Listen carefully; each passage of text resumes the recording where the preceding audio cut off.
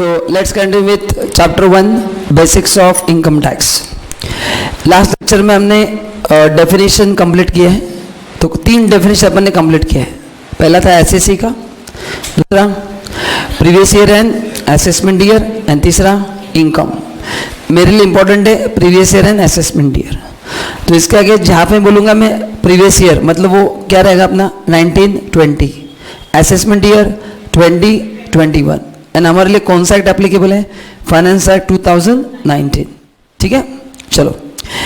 अच्छा, ये भी हमको समझ में आ गया कि जिस साल में हम एग्जाम देंगे वो असेसमेंट ईयर, बराबर है ना, एंड उसके पहले का क्या हो जाएगा, प्रीवियस ईयर. चलो, तो अभी एक इस लेक्चर में कुछ मिसलेनियस पॉइंट्स है जो अपन डिस्कस करेंगे. एग्जाम पॉइंट ऑफ व्यू इतने खास इंपॉर्टेंट नहीं है, बट सब्जेक्ट समझने के लिए डेफिनेटली इंपॉर्टेंट है. देखो, application of income versus diversion of income. अभी ये क्या है जरा समझ लो. सुनिए, मैं आपको 1-2 एग्जाम्पल देना चाहूँगा कि क्या हो रहा है. लेट्स से आप एक कंपनी में जॉब कर रहे हैं एंड आपको 1 लाख रुपए पर मंथ सैलरी है. अज्यूम करो आपने वहाँ पे जो अकाउंटेंट है उसको इंस्ट्रक्शन दिए है कि ये जब 1 लाख रुपए तो मेरे को देगा ना, उसमें से कट करके 10,000 एनजीओ को ट्रांसफर कर as a part of charity, और मेरे अकाउंट में 90,000 ट्रांसफर कर. अकाउंट ने कहा ठीक है सर, वैसा कर. तो 1 लाख में से उसने 10,000 रुपये क्या किया, ट्रांसफर किया एनजीओ को, एंड 90,000 रुपये आपके अकाउंट में ट्रांसफर किए. ऐसे पूरे साल गाड़ी चलता रहा. तो अब इसमें बताओ आपके अकाउंट में कितना पैसा आएगा. 90,000 इंटू 12 आएगा 10,80,000. अब इसमें कंफ्यूजन यह है, जिसको सैलरी मिल रहा है उसने आपको क्वेश्चन पूछा है कि ये जो मेरे अकाउंट से 10,000 कट होके जा रहा है एनजीओ को एज पर माय इंस्ट्रक्शन, ये मेरे इनकम में ऐड होगा या नहीं होगा, क्योंकि ये पैसा मेरे को मिला नहीं है ना. मैंने मेरे एम्प्लॉयर को क्या बोला था कि वही से कट करके दे दे. 1 लाख में से 10,000 ट्रांसफर टू एनजीओ, बचाओ 90,000 मेरे अकाउंट में ट्रांसफर करो, ऐसा अपन ने बोला था, याद आ रहा है. तो ये 10,000 जो है जो कट हुआ है मेरे को मिला ही नहीं है ना, मिलने से पहले कट हो गया, तो ये मेरा इनकम माना जाएगा या नहीं, ये मैं आपको पढ़ाने वाला हूँ. मैंने अभी इसका आंसर नहीं दिया है. ये कॉन्सेप्ट क्या है ये मैं आपके पास लेके आ रहा हूँ, लॉजिक बता रहा हूँ कि क्या हम पढ़ने वाले हैं. दूसरा एग्जाम्पल लेंगे. तुम्हारा नाम क्या है, दीपा. एज्यूम करो अपने क्लास का ट्रिप जाने वाला है and Deepa is the main coordinator. एक स्टूडेंट का फी 1,000 रुपया है, एग्जाम्पल. तो हमने हर एक 200 स्टूडेंट्स है यहाँ पे, हमने सबको बोला है कि तू दीपा के अकाउंट में 1,000 रुपया ट्रांसफर कर. तो 200 स्टूडेंट ने दीपा के अकाउंट में 1,000 रुपया ऑनलाइन क्या किया, ट्रांसफर किया. एंड फिर दीपा ने 2 लाख उस जो आदमी है जो ट्रिप कोऑर्डिनेट कर रहा है उसको 2 लाख रुपए ट्रांसफर कर दिए. तो दीपा के अकाउंट में जो 2 लाख रुपए आया है उसका इनकम माना जाएगा क्या या नहीं माना जाएगा, ये भी मैं आपको बताऊंगा. Are you getting my point. आप प्रॉब्लम समझ लो, मतलब मैं जो पढ़ूंगा आपको, मतलब ये प्रॉब्लम है, इसके लिए कॉन्सेप्ट पढ़ना जरूरी है. कंफ्यूज होएगी नहीं आप. तो गवर्नमेंट ने दिया क्लैरिटी कि चिंता मत करो, हम बताएंगे क्या करना है.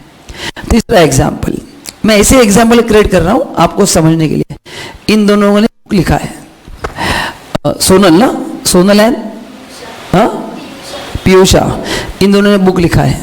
मजाक कर रहा हूँ. बुक का नाम है कॉपी करने के 501 तरीके. एग्जाम में कॉफी नहीं, कॉपी COP है. एग्जाम में कॉपी करने के 501 तरीके, volume number 1, volume 2 coming soon with more ideas. ठीक है, मजाक कर रहा हूँ. तो इनके बुक के 1 मिलियन कॉपी सेल हो गए. जितने टेक्स्ट बुक सेल हुए ना आपने, उतने इनके कॉपी सेल हो गए. 1 मिलियन कॉपीज. 1 मिलियन मतलब 10 लाख.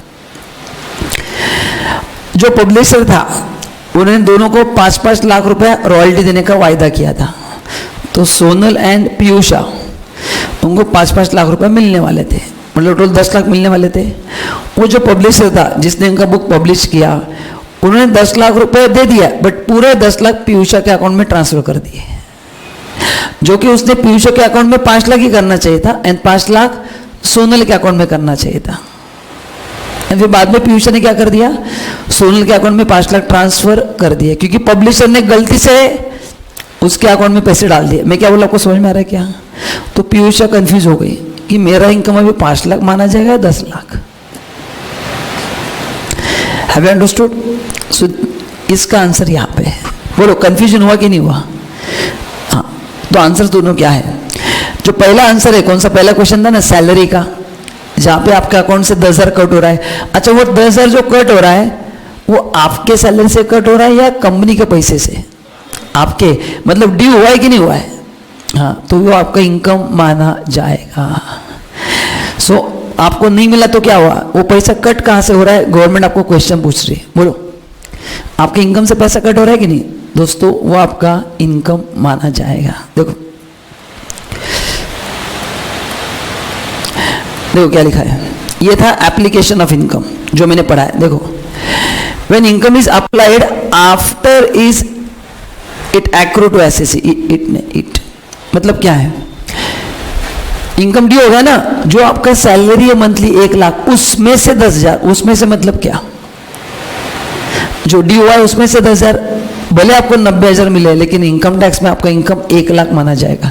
अरे ये अगर अलाउ किया ना तो एसएससी क्या करेगा, वैसे स्कूल का फीस वैसे देगा, सब बिल वैसे देगा, 2 रुपये घर पे लेके जाएगा, बोलेगा मेरा इनकम 2 रुपया पर मंथ, लो टैक्स।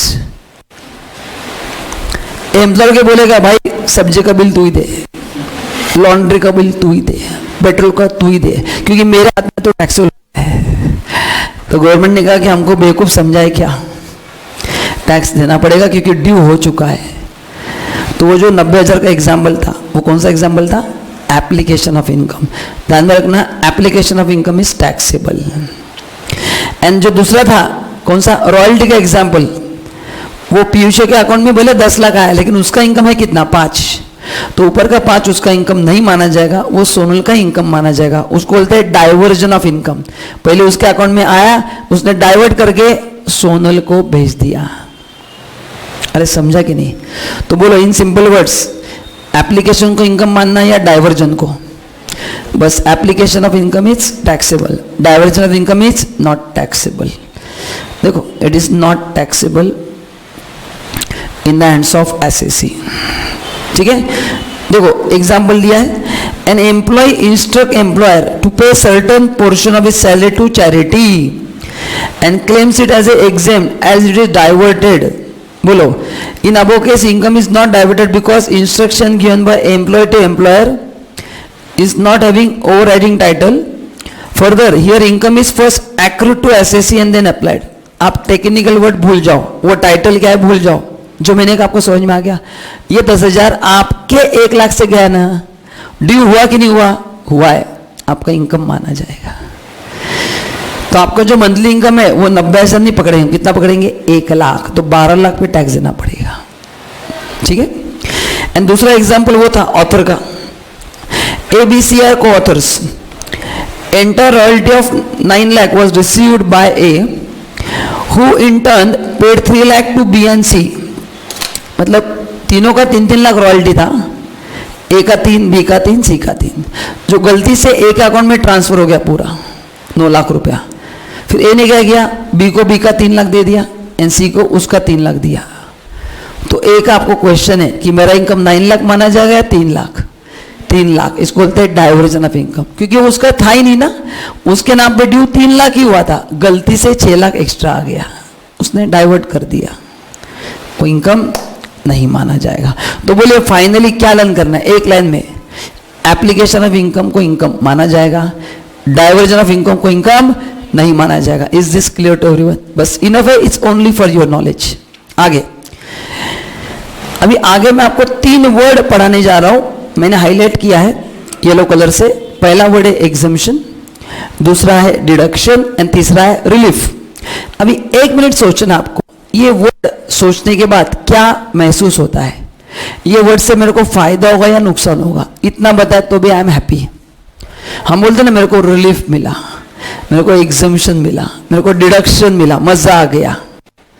बोलो हाँ, मतलब इतना तो समझ में आ गया कि इन तीनों वर्ड्स का आपके लिए मतलब फायदा है। अब इन तीनों फायदे में फर्क क्या है वो मैं बताने वाला हूं। So, ये एग्जाम में आता है, एग्जाम में नहीं आता है। एज अ प्रोफेशनल अपने को क्लैरिटी होना चाहिए कि हम क्या पढ़ रहे हैं। मैं रट्टा मार के कोई भी चीज नहीं पढ़ाता हूं, तो ये वर्ड्स बार बार आएंगे तो आप बोलेंगे क्या है, सर ने बताया तो नहीं, इसके सेक्शंस बता दिए बट वर्ड का मतलब नहीं समझा है। So let us understand meaning of these 3 words. And law में तीनों वर्ड्स अलग अलग लिखे हैं एंड तीनों में आपको फायदा ही हो रहा है ना। तो अगर 3 वर्ड्स अलग लिखे हैं मतलब कुछ ना कुछ डिस्टिंग्विश रहेगा या नहीं रहेगा, रहेगा ना। तो वो फर्क आपने को जानना है, only to develop our knowledge. ठीक है, चलो तो एग्जामिशन का मतलब बताता हूं। एग्जामिशन का मतलब है गवर्नमेंट ने कुछ इनकम को बाय डिफॉल्ट एग्जाम किया है। मतलब गवर्नमेंट ने लिख कर रखा है कि इस इनकम पे हमको टैक्स मत दो, वो है सेक्शन 10। तो इनकम टैक्स में सेक्शन 10 अति इंपॉर्टेंट है दोस्तों, ध्यान में रखना। जहां जहां पे सेक्शन 10 आएगा उसका मतलब वो income subject to certain condition government ने एग्जेम्प्ट किया है सबके लिए। ये हम पढ़ेंगे चैप्टर नंबर 3 में, इनकम्स एग्जेम फ्रॉम टैक्स पढ़ाऊंगा। अभी अपन चैप्टर 1 में है। ठीक है, तो एग्जामिशन का मतलब क्या है, ये बाय डिफॉल्ट है, इनबिल्ट प्रोविजन ने गवर्नमेंट ने आपको माफ कर दिया है, बोले इस पे टैक्स मत भरो। एग्जाम्पल लेता हूं, एग्रीकल्चर इनकम एग्जेम्प्ट है, गवर्नमेंट ने बोला कि हमको इस पे टैक्स मत दो, हमको इस पे टैक्स मत दो। देखो section 10 provide list of incomes which are not to be included while computing total income of the assessee. उसको आपको ऐड करने की जरूरत नहीं है। एंड डिडक्शन क्या होता है सर? फिर डिडक्शन मतलब अगर आप और कुछ बेनिफिट क्लेम करना चाहते हो, ये तो गवर्नमेंट ने सबको दिया ही है, ये छोड़ के you want to minimise your tax liability further, तो आप ऑफिशियली और टैक्स प्लानिंग कर सकते हो, उसको बोलते हैं deduction. So exemptions are by default सबको मिलते हैं, डिडक्शंस आर कंडीशनल। तो दोनों में मेरा फायदा हो रहा है, बट एक गवर्नमेंट ने खुद लिख के दिया कि माफ, खत्म, कोई कंडीशन नहीं है। यहां पे उसके लिए कंडीशन सबको नहीं मिलते हैं। Exemption applicable to all assessee, deductions are not applicable to all assessee. कुछ डिडक्शंस है जो सभी एसएससी के लिए है, बट कुछ डिडक्शन स्पेसिफिक टू एसएससी होते हैं एंड उसमें भी बहुत सारे कंडीशंस रहते हैं। तो एग्जामिशन क्लेम करना काफी इजी है क्योंकि उसमें ज्यादा कुछ कंडीशन नहीं है, बट डिडक्शन में देयर आर मेनी कंडीशंस। तो दोनों से आपका इनकम क्या होगा? कम होगा। सो आपने को पढ़ना है, यस दोनों पढ़ना है। एग्जामिशन में चैप्टर 3 में पढ़ाऊंगा, income exempt from tax. Deduction I think chapter number 11 दिया है उसमें पढ़ाऊंगा। तो ये दोनों चीज आपने को पढ़ना है, खाली वर्ड्स में फर्क देख लो। दोनों से इनकम कम है, बट एक किसने लिखा है?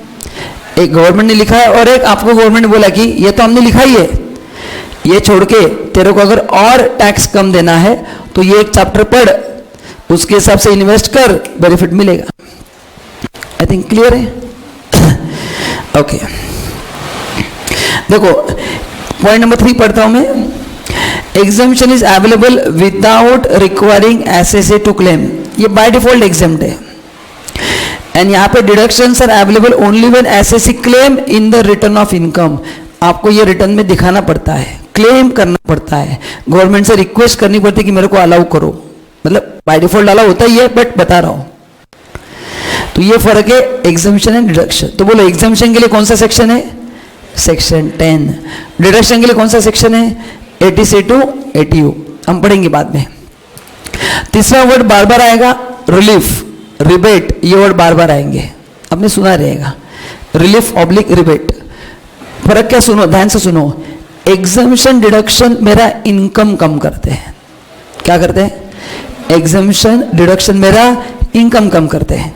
फिर वो जो इनकम आएगा finally after exemption after deduction, जो मेरा इनकम आएगा ना, उस इनकम पे अपन टैक्स निकालेंगे, वो टैक्स काम करने का काम करता है रिलीफ। मतलब गवर्नमेंट ने आपको इनकम में भी माफ किया है एंड जिनका इनकम कम है, जो छोटे वर्ग के लोग हैं जिनका इनकम 3.5 लाख है उससे कम है, मैं पढ़ाऊंगा आपको आगे, उनको टैक्स में भी छूट दी है। मतलब से इनकम में भी मिलेगा, यस। फिर जो इनकम बचेगा उस पर टैक्स आएगा, यस। सो उस टैक्स में भी मिलेगा, एकदम सही बोल रहे हो। तो deduction exemption reduces income, rebate reduces tax liability. I think it's very simple. बोलो, एग्जाम्पशन डिडक्शन रिड्यूसेस, अरे बोलो ना, exemption deduction reduces income and relief reduces. देखो वही दिया है, देखो उसके relief are reduce from the amount of income tax. Relief किस में से कम होते हैं? इनकम टैक्स में से कम होते हैं. बस इतना जानकर रखना है, आई एम हैप्पी. बाकी अपन पढ़ेंगे सेक्शन में पढ़ाने वालों, बड़े वर्ड्स में फर्क समझ लो. तो एक बार फाइनली क्लोज करते हैं अपन. एग्जामिनेशन जो गवर्नमेंट ने दिया बाय डिफॉल्ट सबको मिलता है. कौन सा सेक्शन है? 10. डिडक्शन अपने को क्लेम करना पड़ता है under section 80C to 80U. ये दोनों इनकम को कम करते हैं. एंड रिलीफ किसको कम करता है? टैक्स को. ठीक है, आगे नाउ अब ये कॉन्सेप्ट मैं आपको लास्ट लेक्चर में पढ़ा चुका हूं, heads of income and source of income. इसको पढ़ना नहीं है, नॉलेज के लिए बता रहा हूं, ध्यान दीजिए. अपन ने पढ़ा था लास्ट इसमें. हाँ देखिए, इनकम टैक्स में इनकम को 5 हेड्स में डिवाइड किया है ना. बोले कौन सा 5 heads? Salary, house property, business income या फिर professional income, capital gain and income from other source. Other source में कौन सा इनकम आता है? जो पहले 4 हेड में नहीं आता है वो. यहां तक क्लियर है? तो इसको बोलते हैं हेड्स ऑफ इनकम. इसको क्या बोलते हैं? हेड्स. What is source? सुनिए, मेरे 2 बिजनेस है. मेरे क्या है? 2 बिजनेस है. मेरा एक बिजनेस मोबाइल बेचने का है एंड दूसरा बिजनेस मैं पेन बेचता हूं. These 2 are different business. तो इसको बोला जाता है source.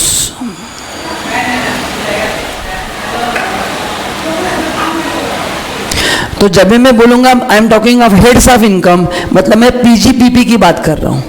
And when I say it's a source of income, that means उस हेड में एक सोर्स है मोबाइल का बिजनेस एंड दूसरा सोर्स है पेन का business. Are you getting my point और नॉट? नहीं समझा? हाँ या ना? हाँ, तो बताओ, देखते कितने लोगों को समझा. Can head B more than 1 और source can be more than 1? Source can be more than 1, head will be 1. तो मिस्टर मुकेश अंबानी, उनके 50 बिजनेस रहेंगे, तो हर एक बिजनेस को अपन हेड बोलेंगे या सोर्स. एंड उन सब सोर्स को इनकम टैक्स में एक हेड में माना जाता है. क्या? पीजीपी. इसलिए इनकम के 5 ही हेड्स है. आप 2 जगह पे जॉब कर रहे हो. 9 to 1 you are working with Katrina Kaif and 2 to 6 Aishwarya Rai. आप दोनों के पीए हो, पर्सनल असिस्टेंट. आपको दोनों से सैलरी मिल रहा है, तो हेड एक ही है. क्या है? सैलरी. बट सोर्स क्या है? 2 है. हम बोलते हैं ना मेरे 5-6 सोर्सेस से पैसा कमाने के. डैड ने नहीं दिया तो क्या? मेरे पास बहुत सारे सोर्सेस है. मैं दोस्त से लूंगा, भाई से लूंगा, मॉम से लूंगा. सोर्स. तो source can be more than 1, but dad तो एक ही रहेंगे, घर तो अपने एक ही. Head can be remain only 1. तो वही लिखा है यहाँ पे कि हेड 1 रहेगा, उसके अंदर बहुत सारे सोर्सेस आ सकते हैं. सर हम क्यों पढ़ा रहे हो? अरे इनकम टैक्स की लैंग्वेज है. मैं जहाँ पे हेड बोलूंगा, सोर्स बोलूंगा, अगर वर्ड्स का क्लैरिटी नहीं रहेगा तो आपको समझ में नहीं आएगा सर क्या बोल रहे हैं. तो ये एक वर्ड में आगे जाके बोलने वाला हूँ, तो आपको कंफ्यूजन नहीं होगा. समझ में आ गया? तो इसके आगे मैं सोर्स बोल रहा हूँ, मतलब क्या है? It's a part of head. चलो देखो, वही दिया है. आइए आगे, कहाँ पे था? हाँ, तो देखो इनकम टैक्स में there are 5 heads of income and there can be an number of source and source is a part of head. ठीक है, कुछ काम का नहीं, पढ़ने का नहीं है. आपको समझ में आया क्या? चलो नाउ अभी जरा ध्यान से सुनना. एक नया डायग्राम ऐड कर रहा हूं. ये है एसएसी. ठीक है,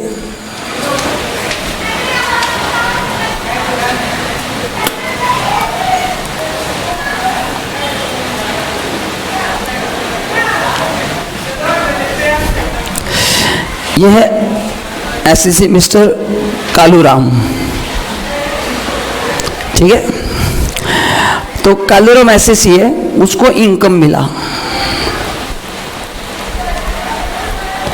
अभी उस इनकम पे उसको क्या देना पड़ेगा? टैक्स देना पड़ेगा. तो इनकम के ऊपर क्या आएगा? टैक्स. बराबर ना? Income tax means what? It's a tax on income. तो whatever income he will earn, he will pay tax on that. ये आपको पता है ना. 2 नए टर्म ऐड कर रहा हूं.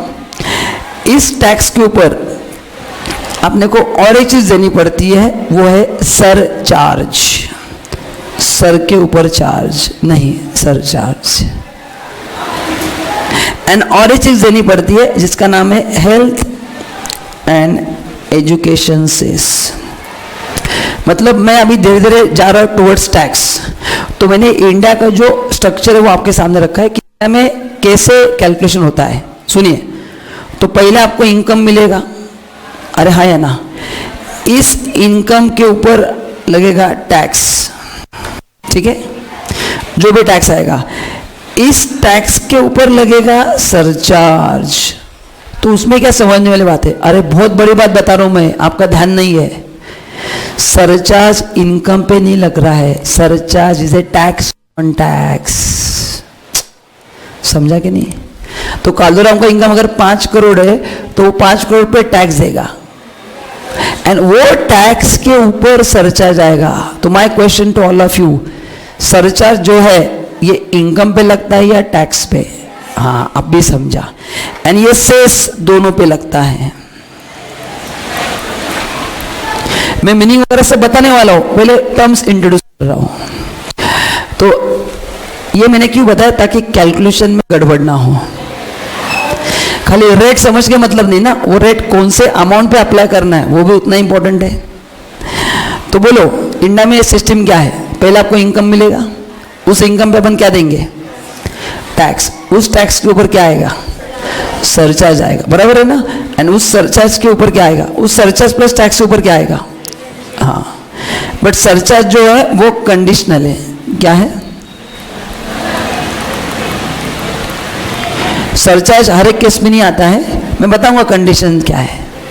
तो सर अगर वो कंडीशन फुलफिल नहीं हुई तो कुछ नहीं, फिर डायरेक्टली सेस आएगा।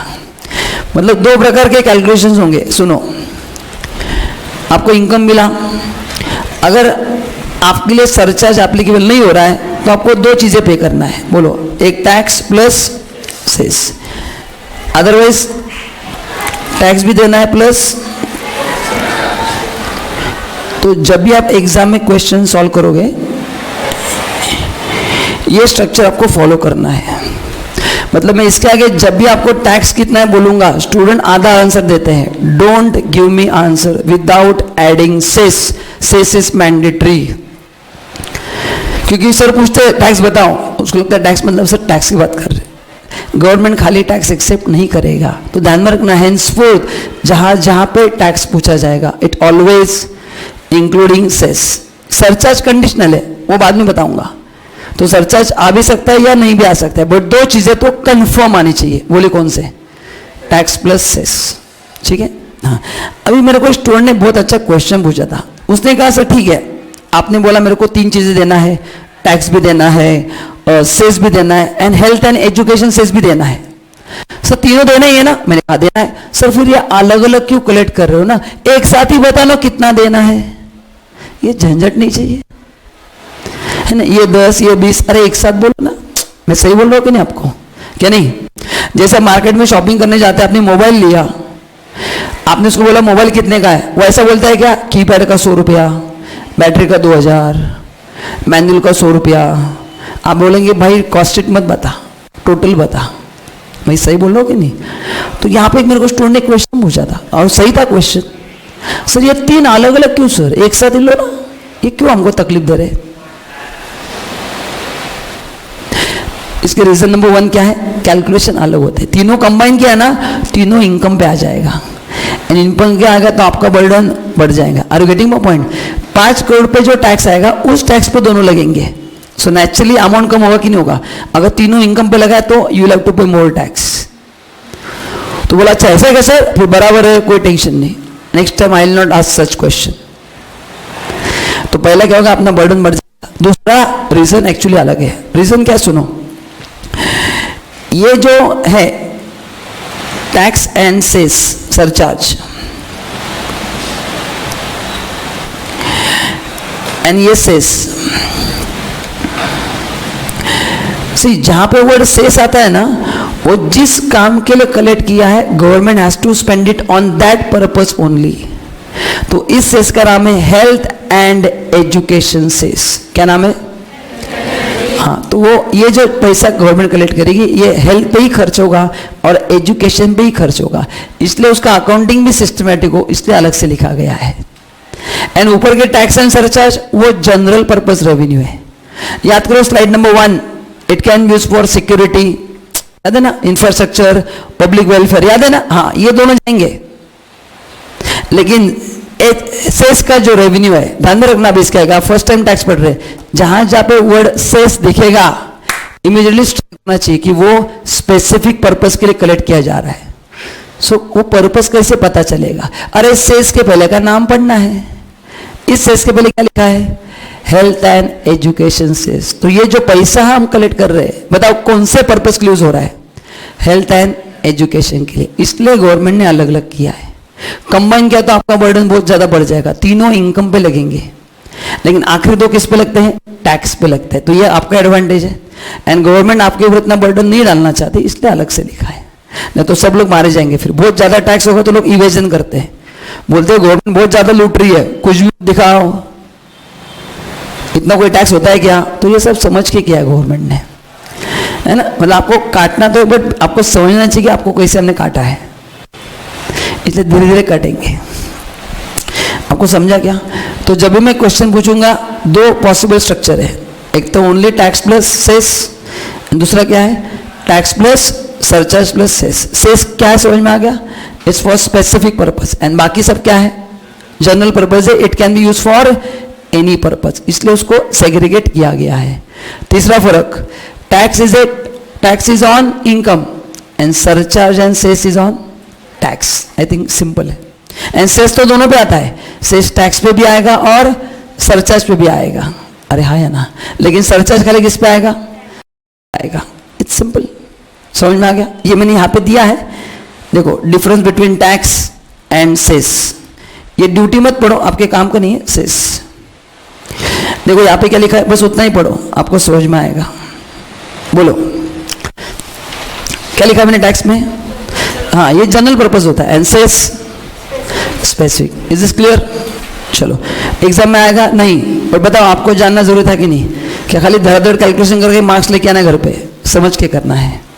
आगे ना, मैंने आगे एक जस्ट जनरल कॉन्सेप्ट दिया है, एक 4 वर्ड्स मैंने आपके लिए लाया है, ये नए वर्ड्स है, मतलब आपके लिए नए वर्ड्स है। Tax planning, tax avoidance, tax evasion and tax management. ये वर्ड्स आप काफ़ी बार सुनोगे, तो मैं सोचा कि चलो मैं एक बार आपको पढ़ा देता हूँ। देखो, now what is tax planning? पहला वर्ड, इसका मतलब है it's a legal way to save tax. अपन ने अभी पढ़ा था ना, deductions under section 80C to 80U, it's a legal way to save tax. तो इनकम टैक्स के जो भी प्रोविजन है, ये एक्ट में जो भी लिखा है within the 4 brackets of law, वो प्रोविजन यूज करके टैक्स बचाना कायदे से, उसको क्या बोलते हैं? Tax planning. What is tax evasion, tax avoidance? सुनो बताता हूं। टैक्स अवॉइडेंस का मतलब है bending the law without breaking it. नहीं समझा सर? मतलब लॉ में लूपहोल फाइंड करना एंड उस लूपहोल का फायदा लेके टैक्स को बचाना। ये इलीगल नहीं है, क्योंकि गवर्नमेंट आपको पकड़ नहीं सकती, क्योंकि लूपहोल कहाँ पे? सिस्टम में ही है। लूपहोल कहाँ पे? हाँ, फॉर एग्जाम्पल मैंने बोला कि कल से अटेंडेंस लगाओ, मैं आपको बुक दूंगा, सब लोग अपना अपना साइन करना, तो स्टूडेंट क्या करेंगे? दोस्ती निभाएंगे, जो नहीं है उसका भी साइन मारेंगे कि नहीं? हाँ, तो ये सिस्टम में गलती है, अटेंडेंस सिस्टम ही गलत है, तो ये पकड़ना मेरे लिए बहुत मुश्किल है, तो उसको बोलते हैं tax avoidance. So tax avoidance का मतलब क्या है? वो सिस्टम में लूपहोल मैंने फाइंड आउट किया और उस लूपहोल को पकड़ के मैं ये कर रहा हूं, तो ये प्रूफ करना पड़ता है कि आपने गलत किया, अदरवाइज ये पकड़ में आना बहुत मुश्किल है।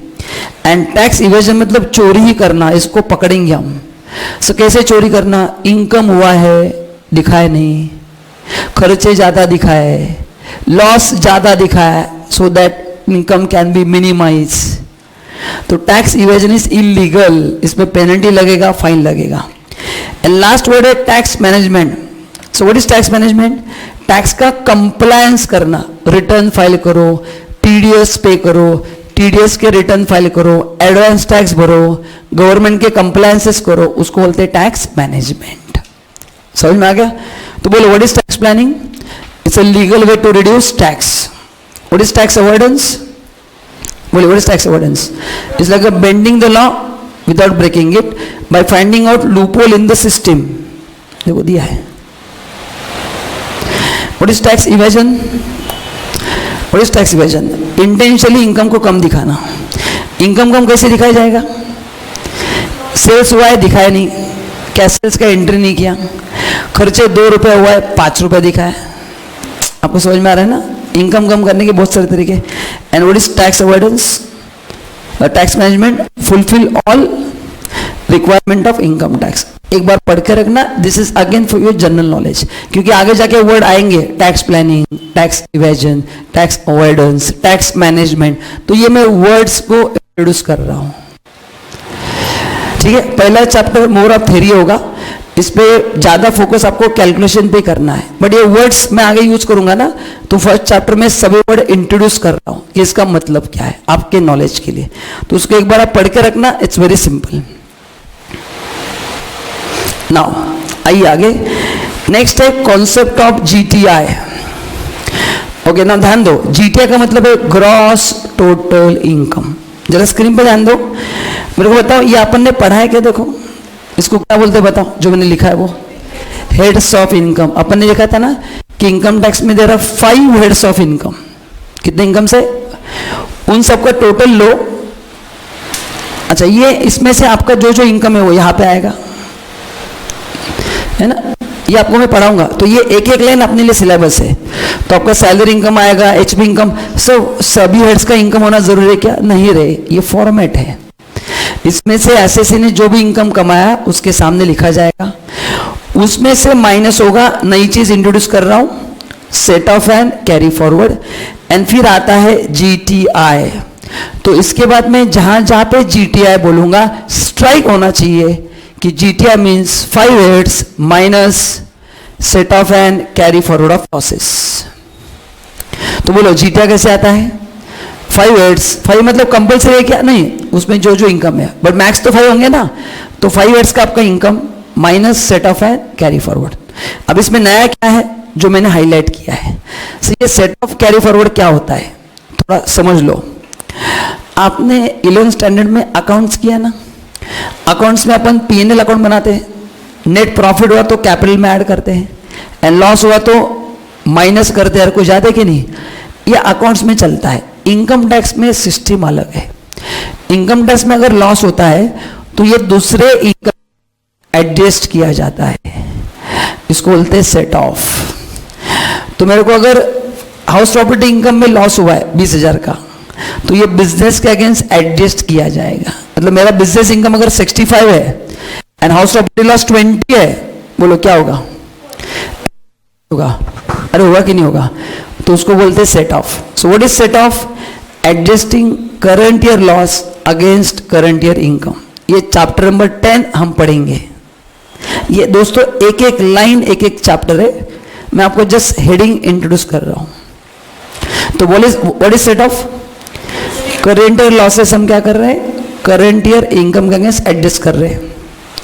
अभी कभी कभार लॉसेस ज्यादा होते हैं. तो लास्ट ईयर बहुत ज्यादा लॉस था, उस समय इनकम था ही नहीं, तो लास्ट ईयर में सेट ऑफ नहीं कर पाया, उसको मैंने आगे लेके आया, वो है कैरी फॉरवर्ड. तो दोनों में लॉस ही सेट ऑफ हो रहा है, दोनों में लॉस ही एडजस्ट हो रहा है. सेट ऑफ मतलब current year loss, and what is carry forward? Last year के लॉसेस जो मैं इस साल एडजस्ट करूंगा. ये एडजस्टमेंट कैसे होगा ये भी मैं आपको पढ़ाऊंगा चैप्टर 10 में. Again I am giving you words, या फिर खाली मैं वर्ड्स इंट्रोड्यूस कर रहा हूं. टेक्निकल नॉलेज उस चैप्टर में दूंगा आपको. तो बोलो what is set of and carry forward? Simple words, adjusting loss against income. बोलो एडजस्टिंग, उसको बोलते हैं जीटीआई. इस जीटीआई में से माइनस होते हैं डिडक्शन. कुछ याद आ रहा है क्या? Deduction reduces income. एंड कौन से सेक्शन मिलते डिडक्शन? हाँ, चैप्टर नंबर 11 सर पढ़ाएंगे आपको. You have to claim, you have to claim. And फिर आता है टैक्सेबल इनकम. उस इनकम पे टैक्स कैसे निकालना मैं आपको अगले लेक्चर से पढ़ाऊंगा. एंड टैक्स में से क्या माइनस हो रहा है, अभी थोड़ा फोकस लेके आओ. मैंने दो वर्ड्स को हाईलाइट किया है, डिडक्शन एंड रिलीफ। अपन ने अभी पढ़ा था, डिडक्शन रिड्यूसेस इनकम। देखो डिडक्शन जीटीआई से माइनस हो रहे क्या, हाँ sir, and relief reduces tax liability. Check करो, ये जो रिलीफ है मैं टैक्स में से माइनस कर रहा हूँ कि नहीं कर रहा हूँ, गा बोलो, अरे हाँ या ना, हाँ बोलो, नहीं समझा तो हाँ बोलो, मेरे को अच्छा लगता है। ठीक है, वहां पे 5 ही है ना, क्या है लिमिट आपके बुक्स में? देखो नहीं नहीं, तुम्हारे बुक में क्या लिखा है? 5 लिखा है ना, 3.5 है ना आपके बुक में? ये 3.5 मत लिखो, 5 लाख लिखो। अच्छा, ये रिलीफ किनको मिलता है? जिनका इनकम 5 लाख है उससे कम है। फाइनेंस एक्ट 2018, अगर आपने पहले इनकम टैक्स पढ़ा तो वो 3.5 लाख था, ये अमेंडमेंट होकर लिमिट 5 लाख हुआ है। मैं आपको आगे पढ़ाऊंगा, डोंट वरी। तो पहले लिमिट कितना था? ये 3.5, अभी कितना हो गया? 5 लाख। तो जिनका इनकम 5 लाख है उससे कम होगा, कोई भी एसएससी हो, मतलब इंडिविजुअल, तो उनको मिलेगा। वो कितना मिलेगा अपन देखेंगे बाद में। एंड फिर बैलेंस आएगा, फिर अगर एप्लीकेबल है तो सरचार्ज आएगा, फिर आ गया टैक्स प्लस सरचार्ज, और उस पर क्या आएगा? फिर सेस आएगा। बस इसके आगे अपने को अभी नहीं पढ़ना है। तो ये बाकी का बात छोड़ दो, मेरे को आपको जीटीआई क्या है समझाना था। बोलो what is GTI? Total of 5 heads minus set off an, उसको बोलते हैं जीटीआई। क्लियर है? आगे आ जाओ। अभी जब भी आप क्वेश्चन सॉल्व करोगे ना, आंसर्स फ्रैक्शन में आएंगे, तो उसको राउंडिंग ऑफ कैसे करना है वो भी आपको बता देता हूं। जैसे अकाउंट्स में आप नियरेस्ट वन में एडजस्ट करते हैं ना, वो अपन जजमेंट से करते हैं। यहां पे उसके लिए सेक्शन बनाया गया है, section 288A and 288B। 288A में इनकम को एडजस्ट किया है, 288B में टैक्स को एडजस्ट किया है। इसको क्या एडजस्ट? टैक्स को किया है, बराबर है ना? किसको किया है? टैक्स को एडजस्ट किया है। चलो देखो क्या है, अभी कैसे करना है, बहुत सिंपल है, ध्यान दो स्क्रीन पे, सुनिए। अगर आपका इनकम 74 है, 75 है या 78 है, लॉ में बोला है कि इनकम हो या टैक्स हो, सेक्शन 288A हो या B हो, नियरेस्ट 10 में राउंडिंग ऑफ करना है। नियरेस्ट 10, तो बोलो 74 के लिए नियरेस्ट 10 कौन सा है? 70 या 80? 70, एक्सेलेंट। लास्ट वाले 78 के लिए 80। अभी 75 के लिए कंफ्यूज हो गए? अगर लास्ट डिजिट 5 एंड अबव 5 है तो 80 लेना है, एंड 74.96 है तो 70, एग्जैक्ट 5 है तो ही अगला 10, 0.96 है तो कितना लिखना है? 70। तो इनकम हो या इनकम टैक्स, राउंडिंग ऑफ दोनों का एक जैसा ही होता है। Is this clear? अरे हाँ या ना? सिंपल है, या पढ़ लेना, दैट्स इट। सो ये मिसलेनियस लेक्चर अपना खत्म हुआ है। इस लेक्चर में अपने क्या क्या पढ़ा? एप्लीकेशन पढ़ा, उसके बाद क्या पढ़ा? Application of income, diversion of income पढ़ा, डिडक्शन वर्ड मैंने एक्सप्लेन किया, एग्जामिशन बताया, रिलीफ का मतलब बताया, इंडिया में टैक्स का सिस्टम कैसे है, सरचार्ज क्या है बताया, सेस कैसे आता है बताया, जीटीआई का कॉन्सेप्ट आपके सामने लेके आया है, राउंडिंग ऑफ का कॉन्सेप्ट लेके आया है। तो अभी तक पूरे कॉन्सेप्ट मैंने इंट्रोड्यूस किए।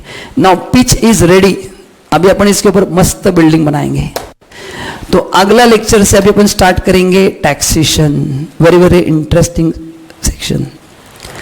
तो थ्योरी पूरा खत्म हो गया, इसको बस एक बार पढ़ के छोड़ दो। एक बार कॉन्सेप्ट दिमाग में फिट हो गए तो इसको बार बार पढ़ने की जरूरत नहीं, क्योंकि इतना कुछ इंपॉर्टेंट नहीं है। एंड आप टैक्स इतना आगे पढ़ोगे कि आप इसको भूल नहीं पाओगे। अभी सेस वगैरह आपको एक बार याद आ गया तो पढ़ने की जरूरत है क्या? जैसे अकाउंट्स में गोल्ड रूल ऑफ अकाउंटिंग अभी पढ़ने की जरूरत पड़ती है क्या? नहीं, वो तो याद हो गए कर करके। तो ये पहला चैप्टर बाय प्रैक्टिस लर्न हो जाएगा, उसके लिए स्पेशल एफर्ट डालने की जरूरत नहीं है, बस एक बार पढ़ के लेना, ठीक है। एंड कल क्या क्या चाहिए आपके पास? कैलकुलेटर इज मस्ट, खुद का, उधार की जिंदगी नहीं, चलने वाला। एंड वो टॉय मत लेके आओ, इतना सा अच्छा कैलकुलेटर लेके आओ, साइंटिफिक नहीं यूज करना है, ठीक है। अच्छा कैलकुलेटर लेके आओ, डुप्लीकेट नहीं, ओरिजिनल लेके आओ, क्योंकि पूरे कैलकुलेशन उस पे है। Is this clear? चलो थैंक यू सो मच, मिलते हैं कल के लेक्चर में, थैंक यू।